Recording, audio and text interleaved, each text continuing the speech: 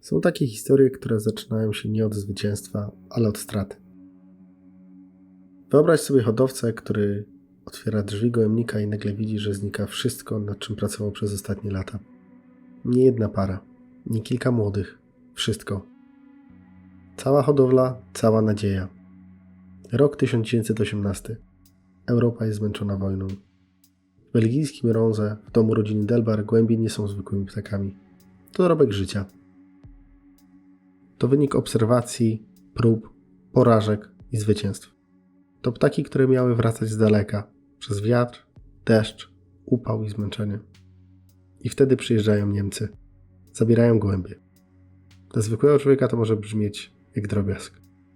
Kilka ptaków, kilka klatek, ale dla hodowcy gołębi pocztowych to tak, jakby ktoś wyrwał z rodzinnego albumu wszystkie zdjęcia i powiedział: zaczynasz od zera. Oscar Delbar i jego syn Maurice mogli wtedy pomyśleć, że to koniec. Ale właśnie tu zaczyna się budowanie legendy. Po zawieszeniu broni udaje się odnaleźć kilka samic. Według historycznych opisów było ich 6. A wśród nich 5 córek słynnego Blau Wevier, czyli niebieskiej czwórki. Tylko kilka samic, resztki rodu, okruch dawnej potęgi. I z tych kilku ptaków zaczęto odbudować coś, co później będzie znane na całym świecie, jako linia Delbar. I dlatego dzisiejszy film nie będzie tylko o gołębiach. To będzie film o krwi, która przetrwała wojnę, o ptakach, które nie zawsze były najszybsze na krótkim dystansie. Ale gdy robiło się ciężko, daleko i bezlitośnie, wtedy pokazywały, czym jest prawdziwy charakter. To będzie historia linii Delbar. Zapraszam na film. Z 6 samic odbudowali legendę. Historia linii Delbar. Chciałem serdecznie podziękować Wam za oglądanie i subskrybowanie kanału. Osiągnęliśmy 1000 subskrypcji. Z tej okazji chciałbym ogłosić konkurs dla każdego z Was. Do wygrania będą nagrody o łącznej wartości ponad 700 zł. Część z Was może już słyszała, ale od ponad 3 lat pracujemy nad narzędziem dla hodowców. Pigeon Map to platforma dla hodowców gołębi pocztowych. Pozwala w najlepszy sposób przygotować się na nadchodzące loty i uporządkować całą hodowlę w jednym miejscu, na telefonie i komputerze.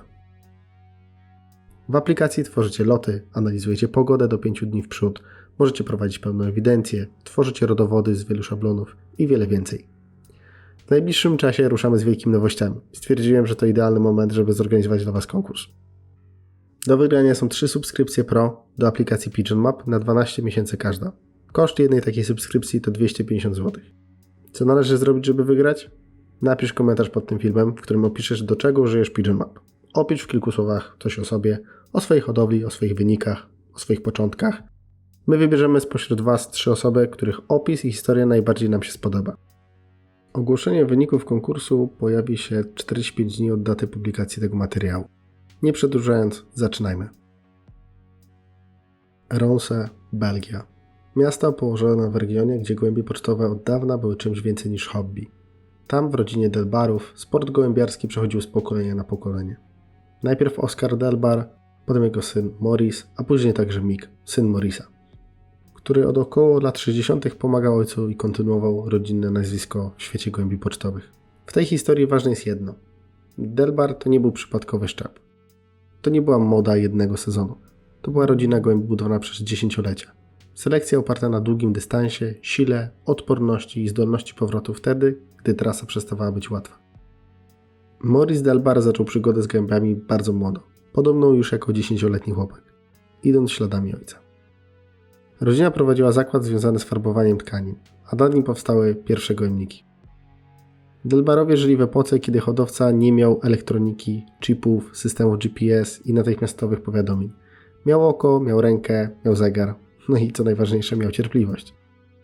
Musiał znać swoje ptaki tak dobrze, jak dziś niektórzy nie znają nawet własnych wyników. Ptaki na długi dystans. Linia Delbar zasłynęła przede wszystkim na długim i bardzo długim dystansie. W opisach tej rodziny często pojawiają się loty rzędu 400 do 700 mil.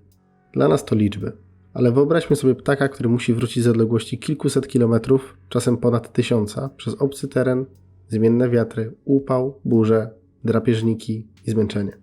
Na krótkim locie można wygrać szybkością. Na ciężkim locie trzeba wygrać głową, zdrowiem, orientacją i sercem. I właśnie tu Delbary miały swoją przewagę. Nie opisywano ich jako ptaków najdelikatniejszych, najbardziej eleganckich czy najbardziej wyścigowych z wyglądu.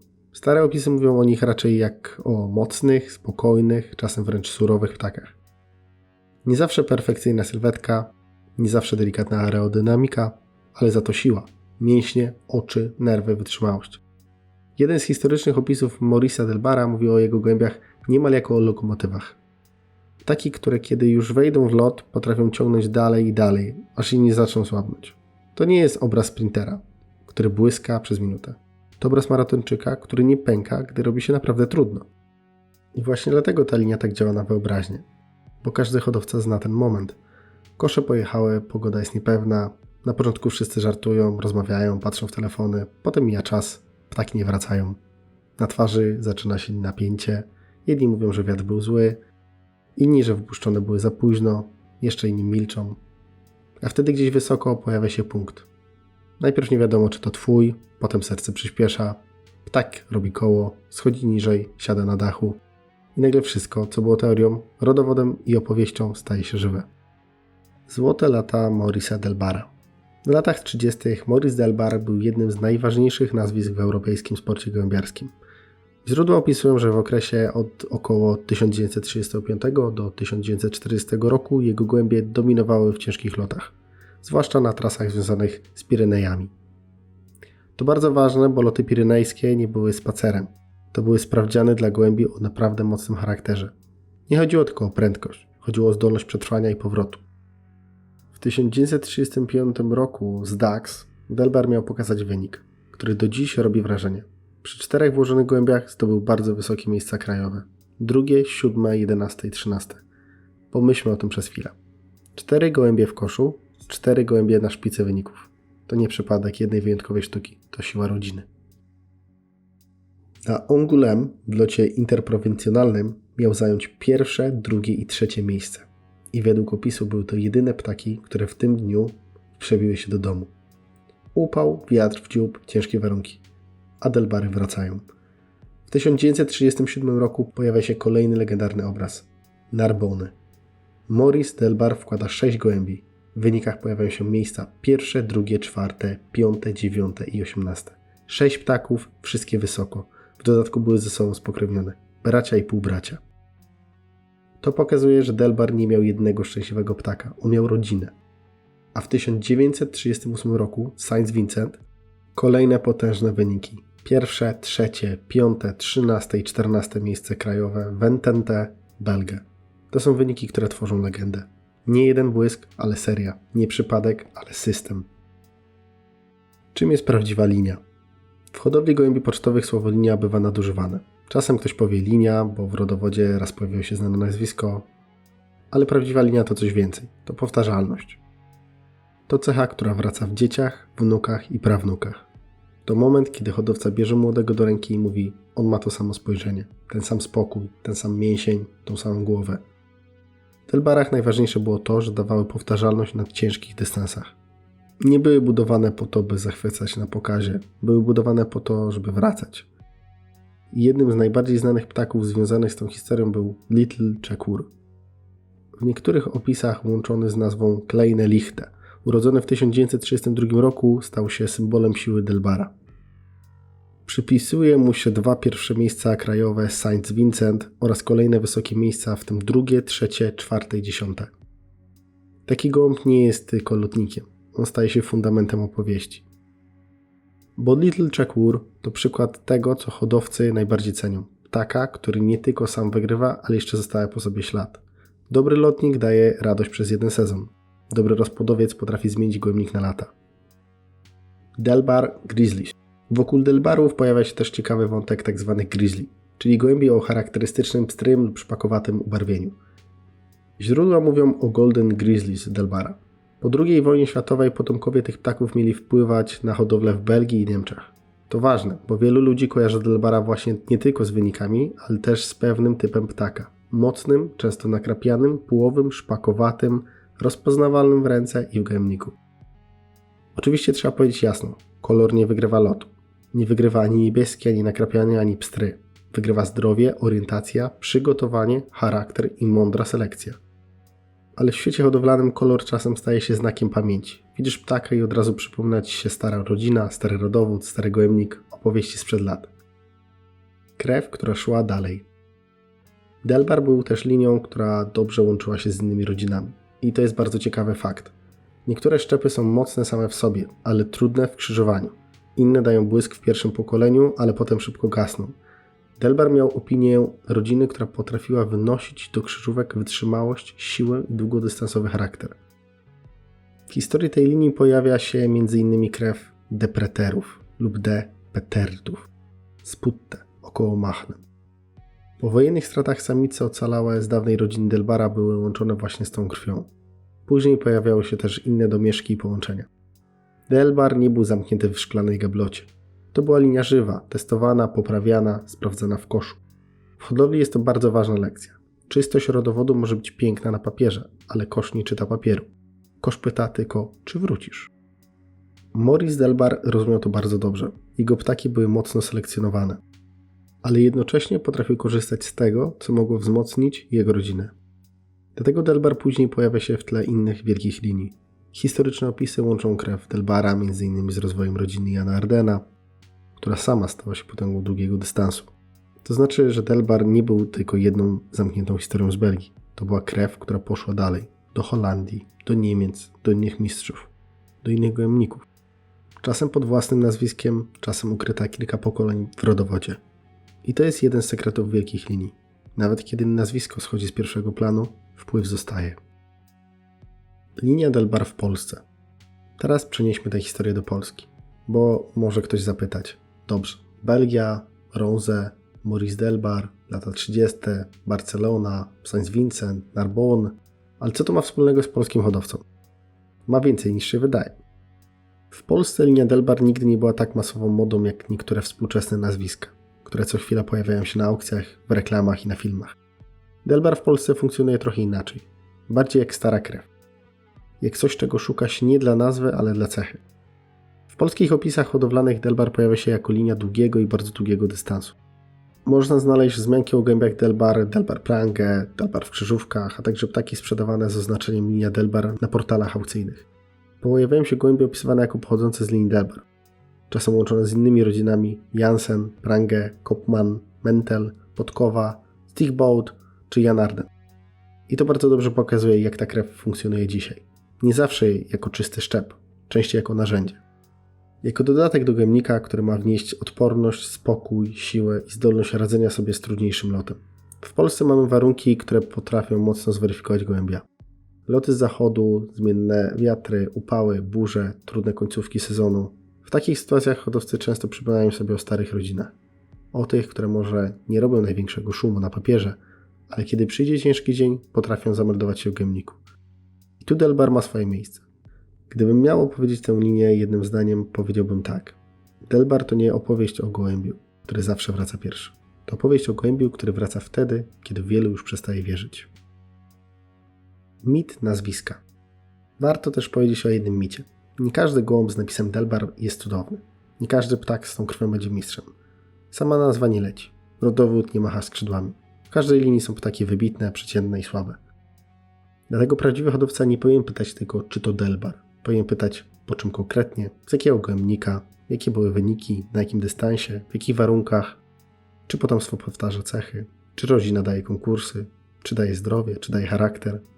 Bo Delbar jako nazwa jest historią, ale Delbar jako wartość musi być potwierdzony w koszu.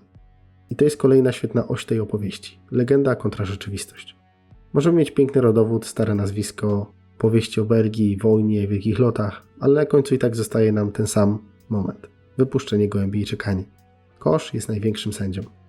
Charakter Delbara. Wróćmy jeszcze na chwilę do Maurice'a Delbara. W opisach jawi się jako człowiek mocny, energiczny, sportowy, nie tylko hodowca, ale ktoś, kto miał w sobie ducha rywalizacji. Latem gołębie, zimą polowania, silny charakter. I może właśnie dlatego jego ptaki były opisywane podobnie. Spokojne, potężne, niepanikujące, z mocnymi mięśniami, stalowymi nerwami. To nie musi oznaczać, że każdy Delbar wygląda tak samo. Ale ta legenda typu jest bardzo wyraźna. Mocny gołąb, spokojny w koszu, nie szukający bójki, oszczędzający energię, gotowy na trudny lot. Dla hodowcy długodystansowego to cechy bezcenne. Bo w koszu gołąb przegrywa jeszcze przed startem, jeśli spala energię na stres, przepychania i nerwowość. Ptak długodystansowy musi umieć odpoczywać, musi umieć pić, musi umieć czekać. Musi umieć ruszyć dopiero wtedy, kiedy przyjdzie jego czas. To brzmi prosto, ale w praktyce oznacza lata selekcji. Stara krew kontra nowoczesny sport. W tej historii warto pokazać kontrast między dawnym a dzisiejszym sportem. Dawniej hodowca czekał przy gołębniku z zegarem. Dzisiaj system elektroniczny pokaże czas. Dawniej wyniki przechodziły później, dzisiaj mamy internet, aplikacje, grupy, transmisje, aukcje online. Dawniej nazwisko linii budowało się latami. Dzisiaj młody z modnym rodowodem może stać się towarem w kilka minut. Ale jedno się nie zmieniło. Gołąb nadal musi wrócić sam. Nie pomoże mu opis aukcyjny, nie pomoże cena, nie pomoże ładne zdjęcie, nie pomoże nawet wielka legenda, jeśli w ptaku nie ma zdrowia, orientacji i woli powrotu. Ta linia pozwala zadać pytanie dużo głębsze niż tylko jaka to krew. Pytanie brzmi, co naprawdę dziedziczy gołąb? Czy dziedziczy tylko kolor, budowę, oko i mięsień? Czy może dziedziczy też coś, co hodowcy nazywają charakterem? Tego nie da się łatwo zmierzyć. Nie wpisze się tego w tabelkę, ale każdy hodowca, który czekał na ciężkim locie, wie, że coś takiego istnieje. Linia zbudowana po stracie. Jest jeszcze jeden ciekawy aspekt delbarów. One pokazują, jak wielkie linie często rodzą się z kryzysu. Gdyby nie wojna, być może historia potoczyłaby się inaczej. Gdyby nie utrata gołębi, nie byłoby tej samej odbudowy. Gdyby nie kilka ocalonych samic, może nie mówilibyśmy dziś o delbarze jako o symbolu odporności. Czasem hodowla rozwija się nie wtedy, kiedy wszystko idzie idealnie, ale wtedy, kiedy zostaje tylko mały materiał i wielka determinacja. To też lekcja dla każdego hodowcy. Nie zawsze trzeba mieć 100 par. Czasem wystarczy kilka właściwych ptaków, mądry plan i bezwzględna selekcja. Delbarowie nie zbudowali legendy dlatego, że mieli ładną nazwę. Zbudowali ją dlatego, że ich ptaki potrafiły udowodnić wartość w najtrudniejszym miejscu – w powietrzu. I właśnie dlatego linia Delbar zasługuje na ten film. Bo w świecie, gdzie wszyscy szukają nowości, Delbar przypomina, że czasem prawdziwa wartość jest stara. W świecie, gdzie wszyscy chcą szybko, Delbar przypomina, że dystans wymaga cierpliwości. W świecie, gdzie łatwo kupić nazwisko, Delbar przypomina, że nazwisko trzeba jeszcze potwierdzić lodem. Nie każdy Delbar będzie mistrzem, nie każdy rodowód będzie skarbem, ale historia Maurice'a Delbara, Ronse, wojennych strat, wielkich lotów z lat 30., Grizzly, Little Czekura i wpływu tej krwi na Europę pokazuje jedno. Są linie, które nie przetrwały dlatego, że były modne. Przetrwały dlatego, że działały. Delbar to krew, która nauczyła świat, że najważniejsze ptaki nie zawsze wracają pierwsze. Czasem wracają wtedy, kiedy inni przestali już patrzeć w niebo. Dziękuję za obejrzenie, ja nazywam się Max i zapraszam do zasubskrybowania kanału Pigeon Map, zostawienia łapki w górę, dzwoneczka i jeśli chcecie wziąć udział w konkursie, napiszcie komentarz, do czego chcielibyście użyć Pigeon Map i opiszcie nam kawałek swojej historii. Do zobaczenia w następnym materiale.